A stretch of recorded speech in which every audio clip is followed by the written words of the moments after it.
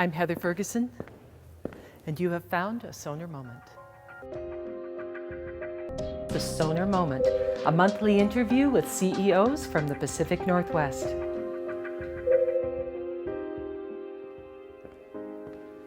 We're here at the beautiful Alex Goulden Hall in Victoria, Canada, and today I'll be interviewing Scott Phillips, President, Starfish Medical. Scott, thanks for coming. It's nice to be here. I'm glad you could make it. But let's first of all just tell people what it is that Starfish does. Sure, okay. So Starfish is in the business of medical device development and contract manufacturing, basically. So broadly, our vision is to allow entrepreneurial companies to improve medical care. And so what does that drive us to do? It drives us to think much more broadly than engineering. Because if we want entrepreneurs to be successful, by which we mean that their shareholders get a return on their investment. That's what I mean by successful. Which means that we have to design a device that not only is clinically relevant and interesting or useful, but it can get reimbursed, that they're not going to get attacked by the competitors for their patent infringement, that the margins that they make are sufficient to run a company with, which is a different... That they've run through all the regulatory hurdles and even manufacturing hurdles at the end of that process. That's right. So it's a broad front. How do you attack a problem on a broad enough front that gives our client the highest chance of being successful as a company? You were telling me about, and I just want to give an example of this because it's really quite interesting and quite unique what you do. Right. And about the the little gadget for ophthalmology. Do you remember that? So this is a pachymeter, is that right? Yes, I believe so. And it was quite early on in the development of Starfish that this came out. That's right. So this is an interesting story. So we were approached by a company in Iowa. I believe this is the story you're talking about.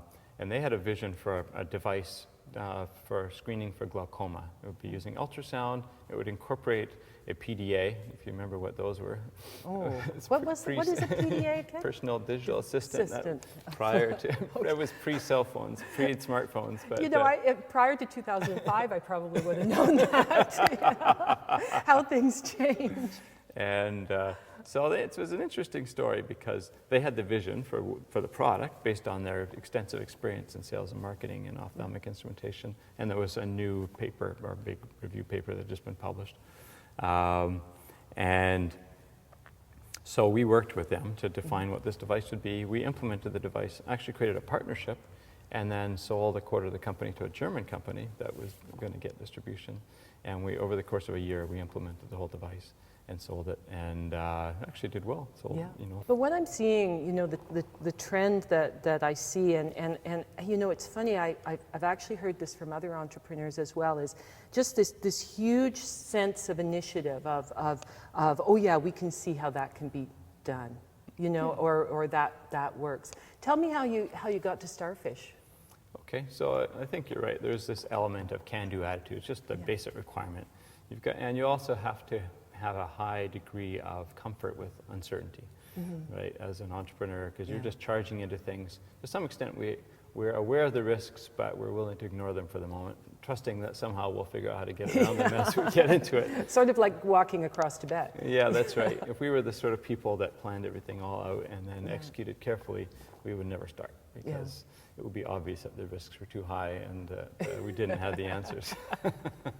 So you need a high degree of self-delusion, right? The high degree of self-delusion is helpful, absolutely.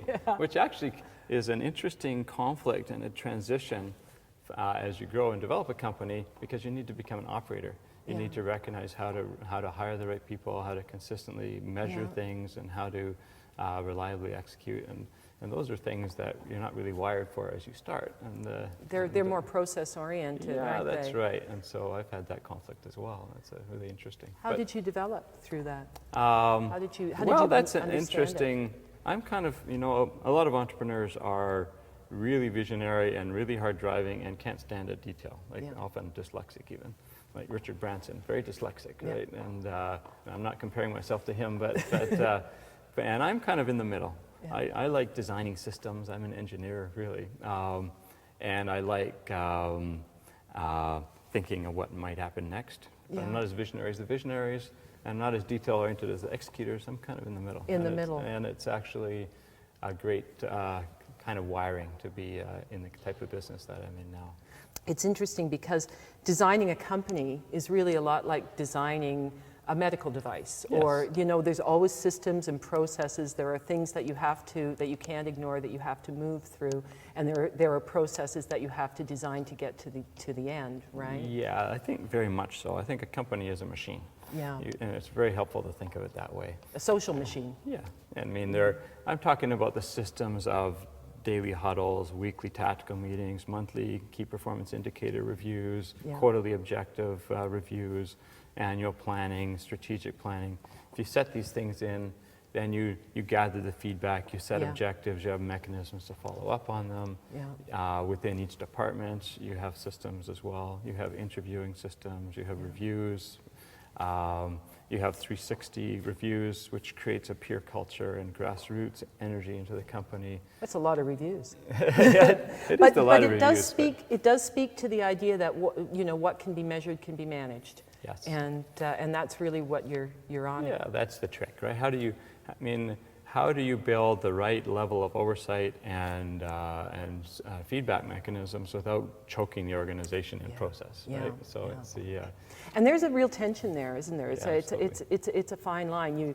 You've got to have that feedback, but you can't measure too much. And Exactly. I know I've met people who just measure and measure and measure and measure, and at some point you got to call it quits and move on. Don't That's you? right. In our case, for our management, we on Monday mornings we meet for an hour and a half. Yeah. That's our weekly ritual. Yeah. Then monthly it takes maybe 2.5 hours, Yeah. and we're looking at financials, and we're looking at all the things, maybe 20 things that we measure, and seeing how they're trending and what are we going to do about it, and so on. And So- you're always measuring in the context of a vision, aren't you? Absolutely. Yeah. Yeah, and I think so that's about operations management and Right. execution, is what I was talking about, and really without that spark of leadership and vision, then it doesn't go anywhere, right? It's just chugging along.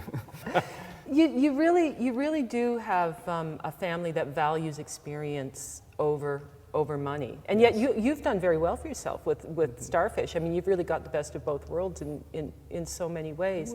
Well, that's true. I think, I know a lot of entrepreneurs. I'm involved with some entrepreneurial organizations, and it's become clear to me that entrepreneurs are primarily driven by autonomy, really not so much by money. And money is you need money to carry on and to keep developing, and our goals often have some financial aspect to them, but it's rare for me to meet an entrepreneur who's really fundamentally driven by money. And you actually, your own life was very much about autonomy and about seeking the next experience, even from an early age. That's very true. Well, in a variety of ways. When I was a child, we went to live in Africa for a year, but I was, as a kid, very independent, very stubborn.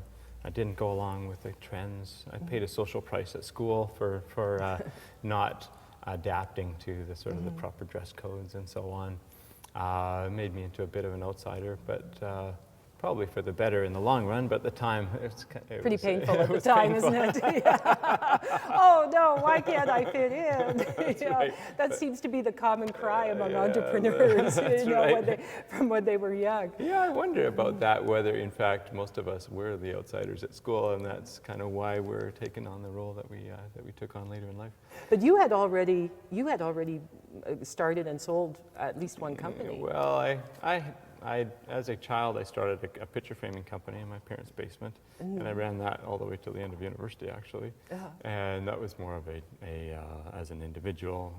I would be glorifying it to call it a company, because it was really just me. I mean, you really do come from a family of free spirits, don't you? Yeah, I think that's true in a special way. And my grandparents were missionaries in China in the 30s and 40s. And at the time the war came along, they were living in Anhui province, and they had 2 sons off at boarding school. And my mother and her sister and their older brother were living at home. And then the Japanese front line crossed where the school was, and so the boys were stuck there basically, and that became a concentration camp. And it was a very intense, scary time, and some of their friends didn't make it, but they eventually did make it, and then back to Canada, where they set up in farming.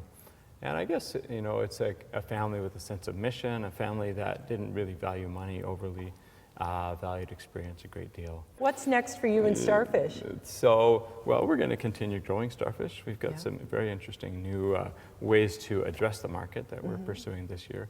And then we're going to keep adding more companies to the mix. So that's it's going to be really interesting. And to then see. you're going to have to move cultures together, and there's going to be Yeah, whole new so- communities well, to build. That's right. So community, culture, huge big issues as aspects of leadership. And that's very true. And I think that's the danger when you acquire a company. Don't acquire one that's too big. Otherwise, their culture will become your culture. Yeah, yeah, you have to be careful around that. And we're definitely believers in having a consistent cultural framework across the enterprise. Yeah. Scott, there's just far too much to talk about. So that's true. That's too much fun. Thank you so much for coming. Great. Thank you. Okay. Thank you. Pleasure.